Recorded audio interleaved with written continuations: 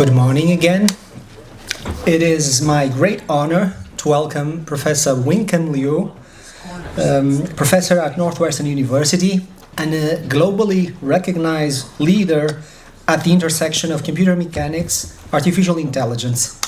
Throughout his career, he has made foundational contributions to multiscale modeling and mesh-free methods, shaping the field of simulation science. More recently, he has advanced the integration of AI with physics-based modeling, developed hybrid frameworks that combine mechanistic insight with machine learning. These approaches enable intelligent design, diagnostics, and real-time decision-making in materials, manufacturing, and biomedical systems. His work is redefining how engineering intelligence is conceived and applied. So it is my honor to welcome Professor Wincam Liu to the stage, please. Thank you.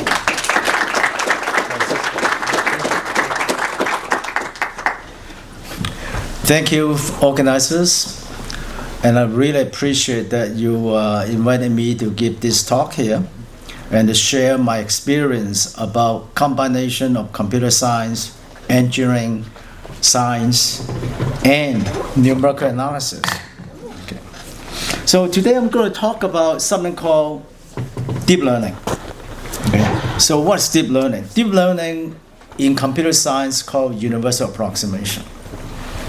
So it is more or less a grid base, okay?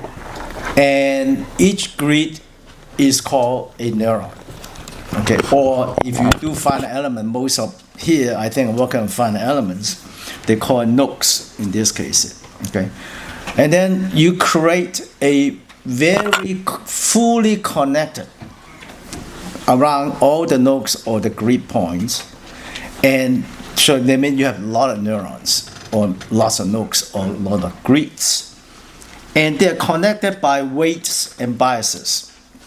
Okay, so you can think about would be if I do a linear interpolation, y equal to ax plus b, your weight is the a, which is wx plus b, b is the intercept. So it says linear approximation. But they make it a little bit more nonlinear is called something called the activation functions. The activation function, it can be any function you want. So you have a whole library of activation function connected by, say, linear function. Right? If you do quadratic function, it will be ax squared plus bx plus c. You can quadratic. So, but the function can be anything you want, and activation function can be anything you want. So this is called a universal approximation. There are a lot more mathematics that is way above my head about it. Okay, but the whole idea we like to call hierarchical is because they layer one to other. So I like to call this hierarchical deep learning neural network, and I picked the two words called hidden because they have something called hidden layer, which I like. And of course, we do application, it's called AI. So we have a startup called Hidden AI. That's what the symbol looks right there. Okay, it is a lot of work done by our students, postdocs, and collaborators on it. In particular, I work a lot with Peking University, even though US tell me I should not work with them, but I still work with them. But the only difference would be I would not acknowledge any citations because these are open literature in this case. So what is hidden AI motivation? Okay, so I want to focus today is on something called digital twin. Basically, it would be you can do experiment, you can also do simulations as a twin, because that's what it is. Digital twin existed for more than 40 years. It depends. The name evolved, changing, and even the definition of digital twin is changing. So I give you what we are developing, okay, and I make life simple because my background is in finite elements, okay, and I still want to use finite elements as a tool to solve the problem. The question will be how fast you can solve the finite element program. Right now, if you do a commercial program, you cannot really solve that many big problems because it's very slow. Okay, so if you program it in Google JAX, if you program correctly, you can get a speed up of 40 times so far. But the hardware getting faster and faster is order of magnitude increase every year, basically. So that's the reason why you can do a lot better with GPU instead of CPU. But it depends how you do programming. If you do CUDA programming, you can get similar speed, but that's a very experienced programmer in this case. So I like to call it C final element, called convolution hidden, because you can relate this to mathematics, kernel approximation. That's why I work on reproduction kernel, Hilbert space. And convolution is nothing more than a green function. It's a convolution. Okay, so I like call C final element. And to solve larger system, you cannot really have too many degrees of freedom. So you do reduce order model. The technique I borrow in applied mathematics is tensor decomposition. Okay, and then I apply a few things: topological organization. I talk about additive manufacturing, which is another field that is a lot more physics involved, which I don't have time to go for it. And then I'll give you a little bit about what I like to do. We believe that hidden AI can contribute is something called electronic design automation. And then I'll give you some idea about how you're going to combine with large language model to do design. But that's only a few slides on this part here. Okay. Now, why I want to talk about digital twin? Now, these are all predictions. So far, will be around 24 billion, but they always jack it up, with the cargo of about almost 37% increase per year, which I don't know, but that's what they told me about it. And it will grow to about 412 billions, okay? But the sector I'm interested in is a lot more in the manufacturing, which is right there. And you can see it will be, most of these companies are close to $1 billion or over $1 billion. Yeah, NVIDIA projected within a couple of years will be $4 trillion sale on it, okay? And it went down to half of it just a few months ago, and now going trust 3.8 trillion on it, go back almost the peak higher. Synopsys is another big company, but Siemens, no, it bought Ansys for about $36 billion on it. Okay, and this Siemens just bought Altera. So all these small companies are being bought. I hope our company is bought by somebody else later on in this case. Yeah. So the question would be, are we ready for a market? Right? So that is what we try to do, but we are focusing on engineering and science, but in that talk, I will focus a lot more on engineering digital twin. So I'm going to talk about what is involved. So this is a very successful slide that I like to use is for large language model. And the whole idea would be, I show you 3 graphs from this particular paper, OpenAI paper, is the loss function. You can think about is a minimization problem. Okay, in fact, for neural network, most people say minimization of distance, but you have many distance, sum up. Okay, that's the basic idea of the loss function. And we compute is how much resources you need to do. It depends on algorithm. And you can see here, depends on the algorithm you use, there's a wide spread on it. But if you look at loss function, it's very, very high number. You want, in engineering, you want this number to be 10 to the minus whatever number you want accuracy. I would say at least 1%, 10 to the minus 2, but for general LMM, there's no way you can get down to that part there because it's a black box, okay? And the other one is the data size. So how much data can you do? Electronic, you have a lot of data. Engineering, not too much, but you can generate a lot of data, but I'm not sure they're useful, okay? So that's the reason why data science is so important is look at features. So I wrote a book on it, and basically you got a lot of data, but you don't know what the data is for. So I say, well, how are you going to generate data? How are you going to collect data? How are you going to massage the data so that they're useful? The second thing I like to do, look at the data, you look at features.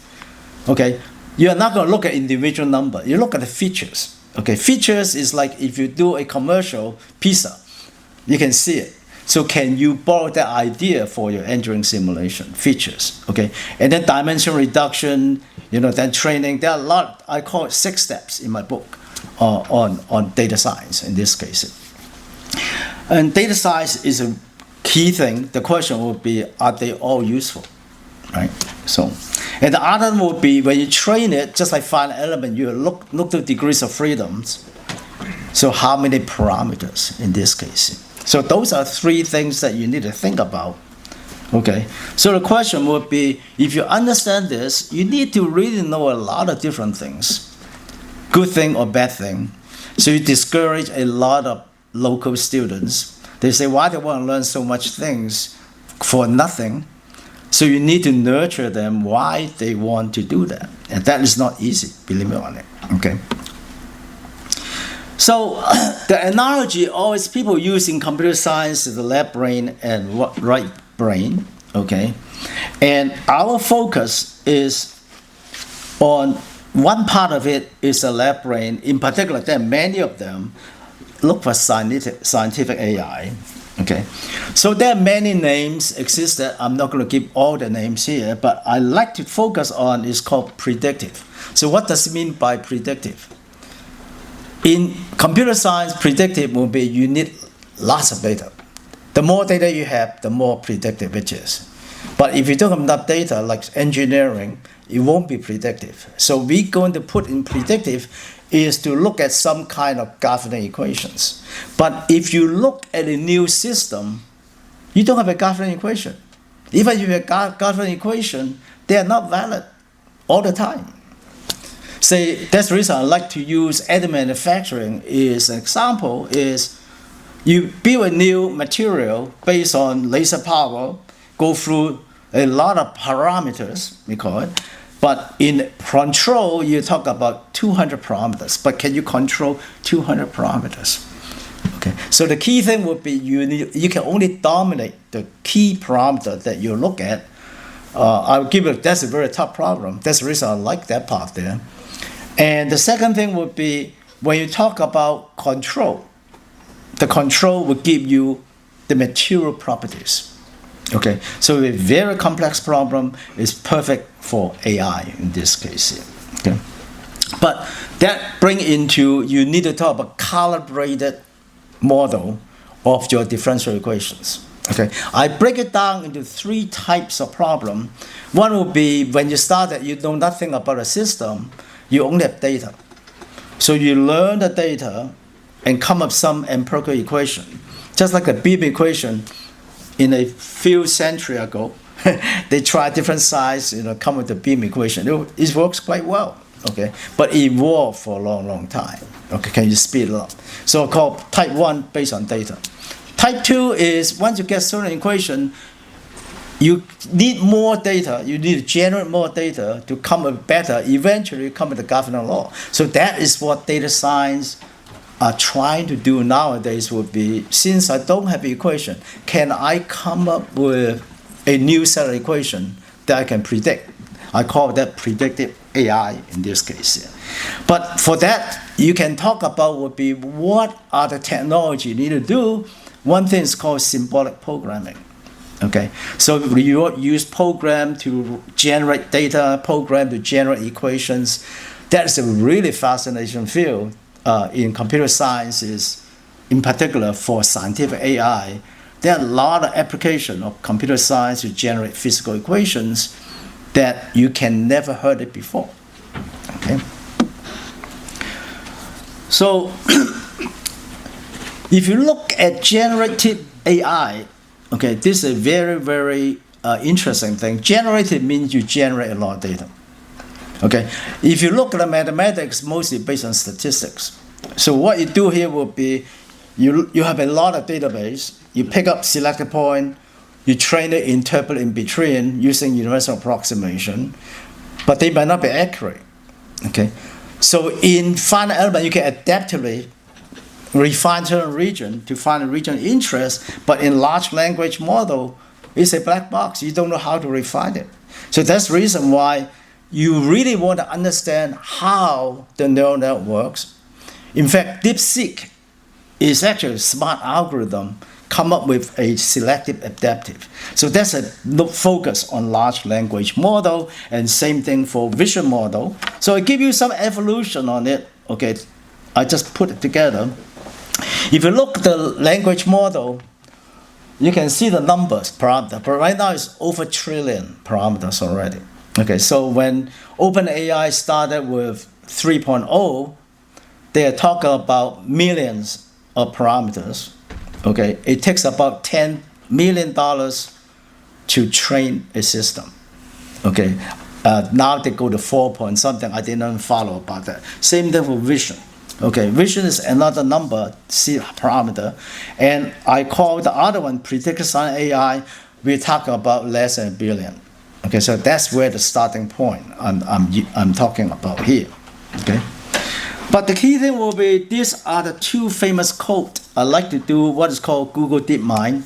They say AI will not replace a traditional approach to modeling complex system rather than enhancing it. On disking it. And the other one is from Stephen Wolfram, who started the Mathematica. It's an evolution. Mathematica, I don't know, 20, 30 years ago, is a very powerful tool. Okay, but they just evolve to symbolic programming, and there are so many programming that I can even follow all of them. And the whole idea would be you cannot ignore the traditional approach. Okay, but you can enhance them. So that's what we are doing. It's just saying that neural nets are taking over software, the realm of software. This is a change in how we program computers. So this person is one of the creator of ChatGPT, and he started an educational startup. And the key thing was said would be what we are learning such a finite element of commercial software. He calls it software 1.0 because it's a specific application. You write a program for it, just like finite element. Okay. But what he wants to do is write a general program based on one thing: optimization. That's it. So that is a completely new way to look at things. He called engineering software. He called software 2.0, but I want to focus on called engineering software 2.0. That's what we try to do. It's an end-to-end software system that unifies an advanced training of data, PDE software, and parameter calibration and science enterprise. So basically I said calibration. Your physical model is good up to maybe 80%. You need to add a model to make it a little bit more efficient. Add in statistics, so that's solving PDE, but it's not the classical PDE, it's a calibrated PDE. And training, solving at the same time. Okay, training is just like learning. So we talk about calibration, training, learning, and solving simultaneously. That's the way I define it. And I put down this figure here, and there are a lot of different terminology, which I don't have time to explain it. And depends on which book you read. Some of the technology are given here is based on big data generated by software. But how you can unify, I call that, engineering software 2.0. And the whole idea would be learning, calibration, and solving together and avoid the need of cumbersome data. So that means there are a lot of data reductions and so forth. Okay. And we can solve large data set equivalent to, say, finite element up to 10 to the 21st power using a single GPU. So that is reduced order model, basically. So let me go back some basic. What is interpolation? What is neural network? How they're related? So those are references that you can take a picture if you want, but it just evolved so much. So now we get into computer science, and the computer science doesn't know our language, so you need to educate them. So when they submit a paper to computer science, they always say, I don't understand this. So you need to educate them, but they won't learn us. We have to learn them. Good or bad, I do not know in this case. Okay. So I wrote a review of 80 years history which are called the birth of finite elements. Those are dates every 25 years. The golden age, and then industrial application, software. They grow into billions of dollars on it. And the current way is to incorporate machine learning and AI in this case. So my goal here is a marriage of shape functions, or you can, for this audience, actually it's an interpolation function, very standard. You can do any kinds of functions, spectral, whatever you want. It's interpolation, nothing more. Okay. With the deep learning, I just call, instead of DNN, I call it DENN, deep learning. I put it together because a hierarchical structure, you can look at this neural network and you can solve it using the standard algorithm machine learning, or you can solve it solving differential equations, solving matrix equation on it. Okay, so that is more or less, I like to give you a background on it, but I'll give you a little bit idea what it is. Okay. The key thing about would be if you solve equation, you don't really need to do offline, online. So the typical way called data-driven would be you solve a lot of problems, you do a lot of experiment, that's called data. So how are you going to sanitize your data? And then you call the input. You go through a black box, output. You train this one. Okay, if they're differentiable, you do the inverse problem, that's inverse design. So those are pretty standard based on optimization in this case. Okay. So let me just give you one-dimensional linear interpolation, which is the head function. So if you look at here, we have a straight line, like I said, ax equal to b, right? You can solve that one easily. So x is the input. You have ax equal to b, a is the weight, which is the slope, and b is the intercept. So if you look at this particular one, I do a 3-node linear finite element. They call xi plus 1. I did not show you the xi minus 1 yet, which is the next one. Okay. So you can see here would be x is input. I call the activation function a1. I'm going to define that. Okay. So you can see here would be I have weight 1 equal to 1. I just specify equal to 1. B is equal to xi. That's a bias. Okay. And that's the output. I define the weight 2 is equal to minus 1 over xi plus 1 minus xi. B2 equal to 1. So you can think about would be my input layer is x. I have two hidden layers, layer 1, layer 2. Go through the algorithm with the activation function a1. You can see here would be my argument is a linear function, w1x plus b1. I put the activation function a1. I'm going to define that later on. And the output layer is my shape functions. Okay, and for that one there, I use w1 equal to 1 and b1 equal to 0. And you can go through this called back propagation, and you can get your shape functions. Okay, so I'm not going through the detail here. Would be this is for the left side. You can see you get your left side shape function. When you put them together, in some mathematics, that's your neural network for linear finite element. So that is the way I interpret marriage neural network with linear finite element. Then you can go through 3 mathematical operators: multiplication, inversion, and addition. You can build any function you want. Okay, but it takes time on this part here. So basically, we have done nothing more than try to simplify neural network, understand neural network to develop whatever we learn in finite element or interpolation theory, spectral theory, whatever you want. But the difference will be now my shape function is a function, the input coordinate or the grid point. So instead of just solving for you, I train my position. So you can get an adaptive algorithm called R-adaptivity in finite element. But if you break down more points, there's H-adaptivity. You can do R-adaptivity. It's very standard using the neural network. Okay. Now, which way is faster depends on your programming skill.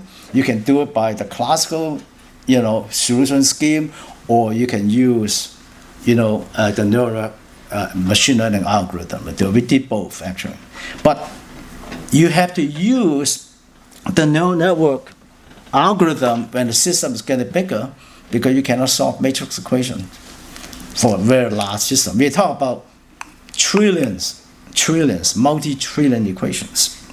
I think that's the reason why you need multiple GPUs and also a lot of parameter solution scheme and so forth. So if you want to do a two-dimensional problem, you introduce, like I said, the pi, which is the multiplication operator. You can multiply them up. You can get a 4-node element, any element you want if you want, okay? And then you can do a little bit more, will be add in the third hidden layer. In mathematics, you can prove that for a certain system, one hidden layer is good enough. That's called Fourier neural operator in mathematics, okay? 2 is good enough, but you can using 3 mathematical operator to generate any other functions you want. And 3 is usually that's what you want. But in machine learning, you don't understand the black box nature, so you need to try different neural network. Okay, but experienced machine learning person, they know how to design a neural network in this case, and they know how to do it. But you need to do and try and error until you know what is the activation function and so forth. But here, I understand it because I understand interpolation theory in this case. I will not go through about this one here, but this one is based on convolution in mathematics, because you can write this in terms of kernel. Once you discretize it, it's a neural network. Okay. So I will not go through all this thing here. So this is the evolution. Then I want to see what else you can do. You start with 2 hidden layers, you add in 3. In mathematics, that's all you need. Okay. If you want to do more elements, you just put each one is a neural network. If you do tensor decomposition, depends on how you design your neural network. That's called tensor decomposition. There are many ways you can do it. You can do combination of tensor decomposition or tensor product in this case. Yeah. So that brings into my question, parameter. What is parameter? So now I want to generalize this to any parameter. 1, p, the little p equal to 1 to big P, which is as many parameters you want. So what does it mean? I call this space parameter time. Okay, in engineering you talk about space time. That's pretty tough already, but now I'm adding the parameter. So space parameter time, this is what I like to do for design and manufacturing. And I call this predictive generative AI.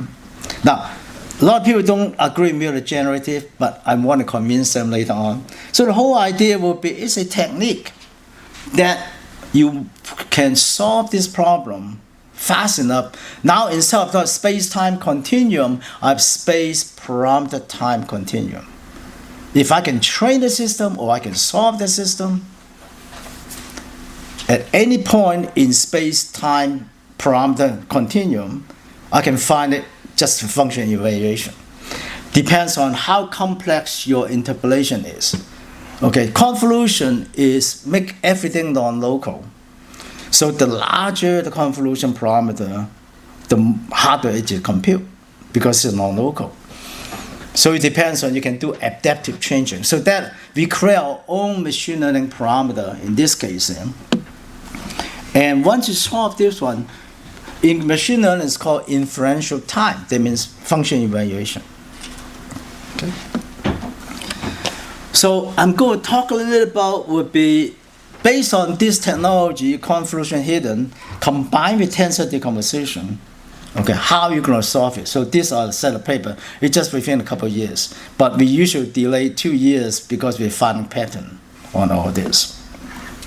So let me give you the idea here, right? Deep learning is called DNN. It's a big ellipse, but you can make this as big as you want. But because I want to, my space is not big enough, so I say this my limit of my, say that means you pick the activation function class and so forth. Okay. And you look at final element is like this, but I make final element bigger because That's my expertise. But it should be smaller, okay? But if you really look at it, I call hidden is more or less a generalization of finite element, because you can do RH additivity automatically. You don't really need any error estimation for it, okay? And convolution hidden. So the whole idea will be, can I understand this, get it closer and closer to deep learning? But I have a theorem called conservation of difficulty. You gain something, you lose something. You want to get more approximation, you pay the price for it. But the price you pay for it is hardware and software. So that's where the computer scientists dominate in this case. They can do it, we cannot, you know. And then you add and reduce on a model called tensor decomposition, but there are many classes of tensor decomposition that will not go. These are all based on mathematics on it. And now you come up with a whole set of equations. Because we do interpolation theory, I don't need to define any theorem. I can bound all these solutions, just like finite element in this case. So it has something that I can construct mesh tree. I can do finite element like mesh tree. I don't really need to do anything on it because I do our activity automatically. But the algorithm is a key. How are you going to solve it fast enough? Okay. In fact, it's a non-convex problem. If you use the Adams method, which is a random sampling, you can get a very accurate solution than a classical finite element because of this. Okay, and you can see the overhead to do the extra one is about 2.5% on it because I don't have an error estimation on it. So for plasticity, the same thing. If you look at here, I use a reference solution about, let me see here, 3 million elements and about 10 million degrees of freedom. Now this is nothing. We're going to solve this system here. It takes a lot of hours to solve it. This using GPU.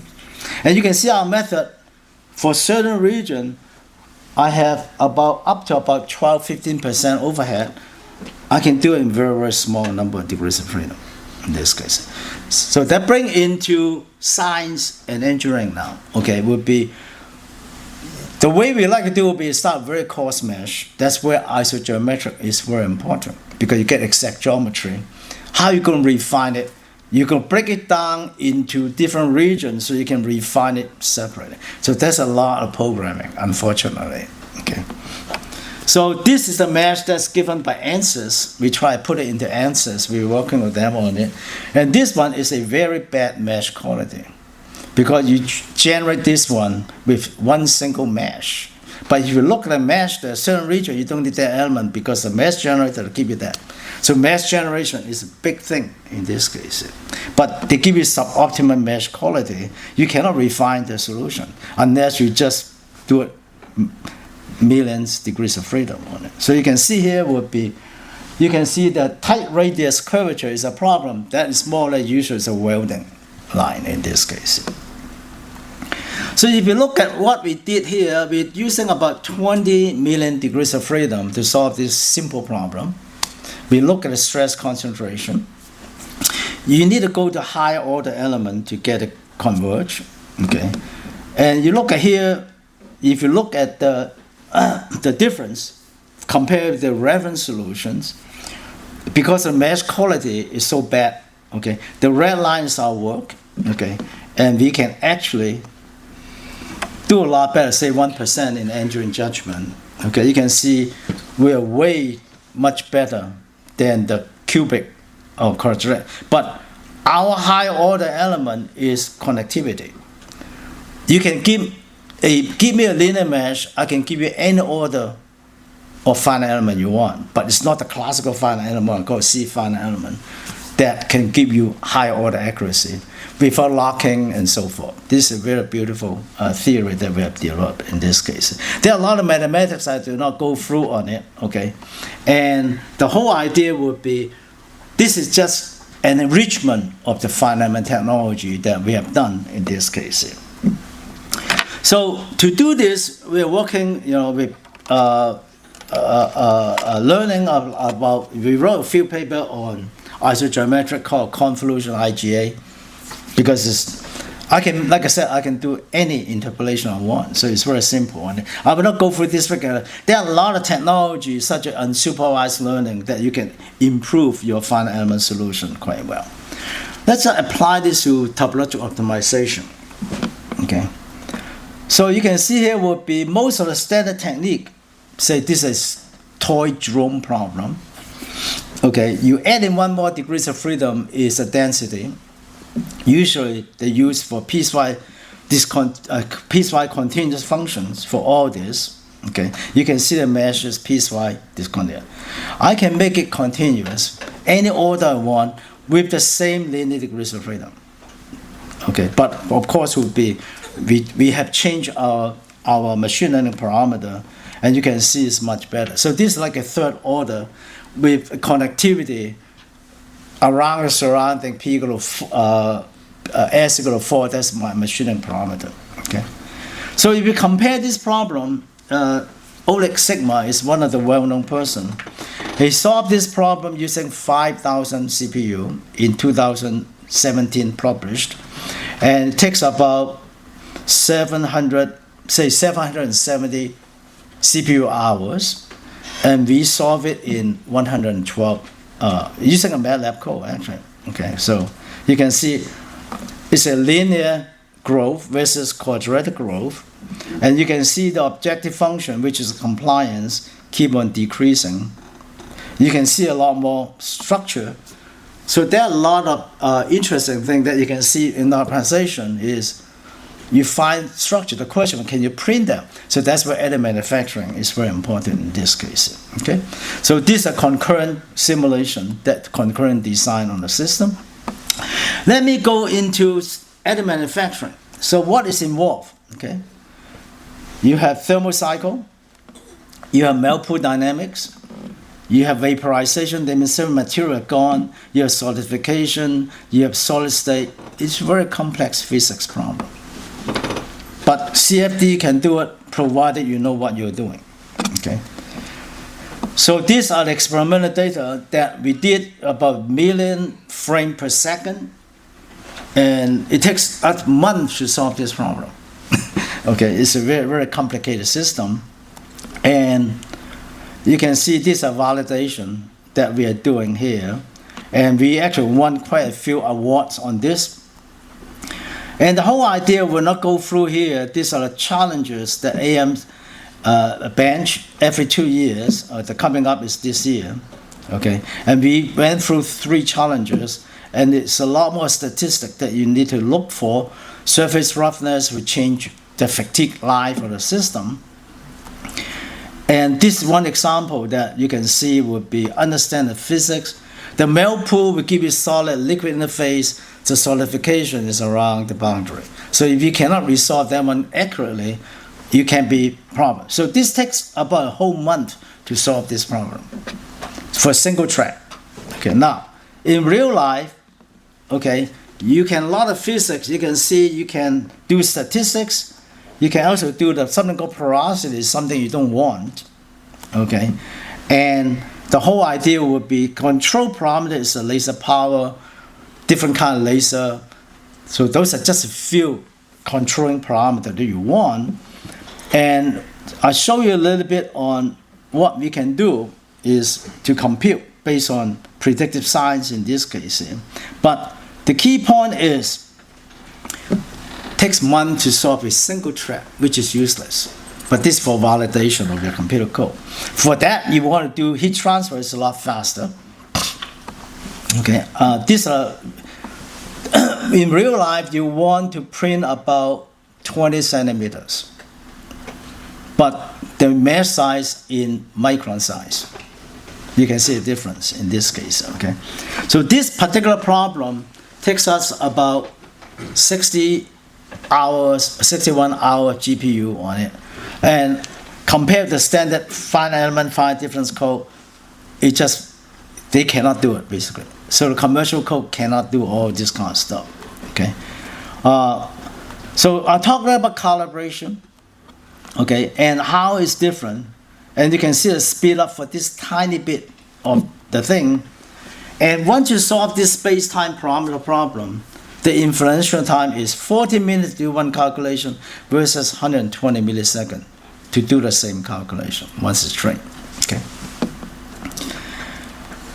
So this is the one that we submitted in Nature Communication, and they have a lot of hard time understanding the physics and computer scientists. So we took up a third revision, probably they can understand it now, is what I call computer time, grid size. You need both resolutions on it. I will not go through a detail on this. If you're interested, I can send you the published paper. Variable motor scale. I think Tom Hughes came here last week. So I just tell him, would be your variable motor scale is pretty useful because I only do my, moving heat source with the second level, but he did not do that.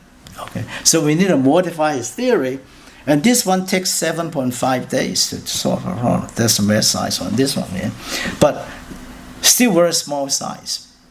Okay, if I do this in machine, probably less than a few hours. So how are you going to do computation on this? But that's only heat conduction. Okay, so I will not go for a theory here. We still develop a lot of theory on this, and we're going to couple this with AMCFD so they can get it correctly in this case. Okay, so what we want to do is that kind of scale with physics control. This is what we have done, and this is what we are here, that we're using various multi-scale to do it. Okay, we haven't completed this one here. It's still a long way. We got a phase 2 project, Navy. And the key point is we want to do faster than the actual physical experiment. Hopefully the machine getting faster, algorithms getting faster in this case. So I will not go through the process control, and the whole idea is show you a little bit combined experiments. Okay, and the X-ray is about million frame, which is very high resolution. The ultrasound is much cheaper, but they're completely different scales. And you go through the machine learning, the statistics, you can actually get the melt pool width and depth, okay, quite well correlation. But these are based on statistics in this case, okay. This is the diagram that I cannot discuss too much about, but the whole idea would be we break it down to 4 tasks so they can do control of the system. This is my final application that we haven't done anything yet. We just do a literature review called Electronic Design Automation, EDA. So you can see here would be, this is a wafer, and these are size scale. Again, everything the same resolutions. Okay, they want to go to submicron scale. In terms of circuit, Intel is doing something around 1.8 nanometer, which is way, way too small. There's no way you can do that kind of solution, because if you look at the system, it's very complex on it. ANSYS being bought by Synopsys because they claim they can solve this problem, which is a big claim as far as I'm concerned. So it's a runtime in this case. Okay, so this is what Synopsys said. This is what Candice say. The whole idea would be you cannot run it fast enough. So the challenge is, how can you run it fast enough? Accurate. So this is what we compare. We understand the problem, and this is what we are trying to solve in this case. Give a little bit about the 3D chip. You are talking about, if you do a real analysis, you talk about 10 to the 12 elements, which is nothing. Okay?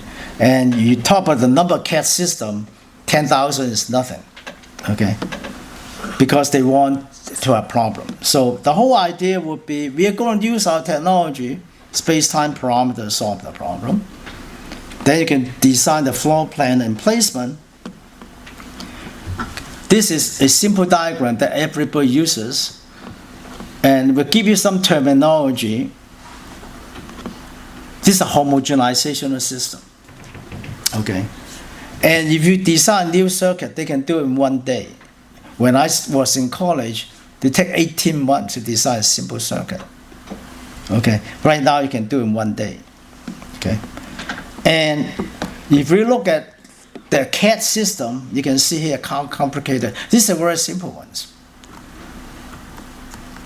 Very simple one. But they have different kinds, right? There are a lot of databases. How are you going to put them together so that you can minimize the thermal mechanical system based on the electrical and electromagnetic wave? So physics is well understood. Solving the problem is a real challenge on this one here. And they come up with the layout of the floor plan. They can come a circuit, but it might not be reliable. Fatigue is a real problem for this, right? So this is something that, the multi-domain, IGA, whatever you want, these are all based on different techniques to solve this kind of problem. And the whole idea would be, I want to solve this problem in a few minutes. But right now, 10 minutes is not enough for 2.5 million. We want to solve it in a few seconds. That's the speed that we want in this case. So the whole idea would be, put it together, you have general AI, which is scientific, based on what we're doing. The other is called large language model, and the whole idea is like Star Trek or Iron Man, whatever you want to use this one here. And you ask a question, I want to design a drone. Okay, and you ask another question, that is the interaction, voice interaction with your database to solve the problem. I think that's the future that we want to look for here. Okay, and I'm writing another book which should be finished by that part there. I call computation intelligence, but I always put the mechanistic because you cannot just do blindly. Okay, if your library has a Springer, then you can download the first book free of charge on it, and the second one is not there yet. We also give short courses for company as well ourselves, and if you're interested in, let me know. I think that's the end of my talk. Okay.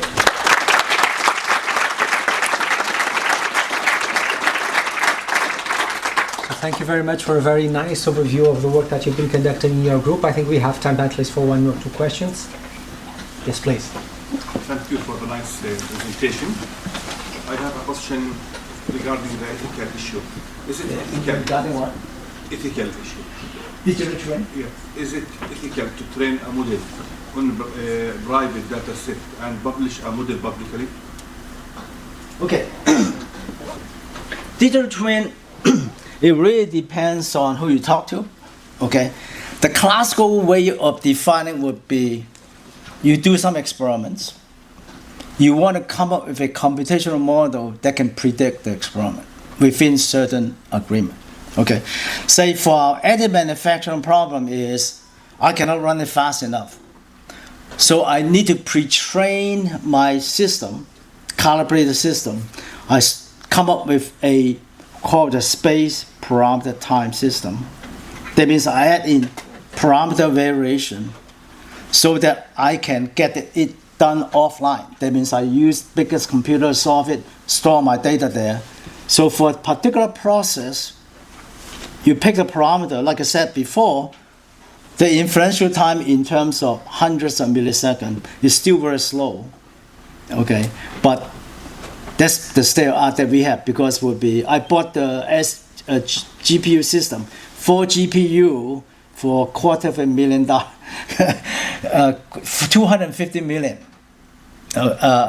$250,000 for GPU. That's about 5 years ago. I just bought another 4 because a new GPU come out. That is $50,000 for another 4, so I have only 8 GPUs. Okay, but that's $300,000. I don't have a $1 trillion GPU system. So if you talk about Elon Musk, he has about 10,000, the latest version of the GPU. Speed is the power, but we are not a $1 billion company. We were just talking about very sub-million type of company that we cannot afford, so we need to do a little bit different. But the digital twin will be basically offline, online, but how you're going to do the offline data is the key. So thank you very much for a fascinating and inspiring talk. So my name is Torbjörn Nordling, and I would like to ask how you actually aim to reduce the computational time more precisely. What role do you see that model compression and different types of model compression techniques can play in reducing the computational time to achieve the goals that you mentioned in your presentation? So that's a very good question. Okay, again, would be if you think about large language model, how many companies can do it? Less than 10, because you need $1 trillion, lots of machines. Okay, they can do it faster, parallel computing. Okay, but the GPU, say if you do a classical GPU using Google JAX, I don't know whether you heard about or not. We are using Google JAX, but there are different companies, different kind. They rewrite all the programs with JAX programming. Even the Python used to be they write in other language, but right now they're rewriting everything with JAX. It depends on your programming skill. You can gain speed 2 to 14. We get 14 times just rewriting your program. Okay. Now rewriting program is a real problem. So we are using program to write program. So for example, I have a computer science student working on using, compilers that write programs for me. So I give them a weak form, they plug it in, they give you the computer program. So that is a direction that we are looking at. And how to optimize it, you need to find the right computer scientist to optimize code in this case. But it is hardware and software. They call co-simulation existed more than 10 years ago. A co-simulation is using hardware and software to solve the problem. But that is from computer science point of view. Large computer, lots of it, co-simulations. But for us, it's a lot more on 6 steps. Data generation and collections, feature engineering, dimension reduction, reduce auto model, and a good training algorithm. And the key point is your what I call design and optimization, the loss function. So 6 basic steps. So there are lots of things you need to learn, and that's the reason it discourages a lot of people, good or bad, so. I think we're going to finish now. You'll have the chance to speak with Professor Wing Kam Liu during the conference. He'll be around. So let's thank our speaker again. Thank you.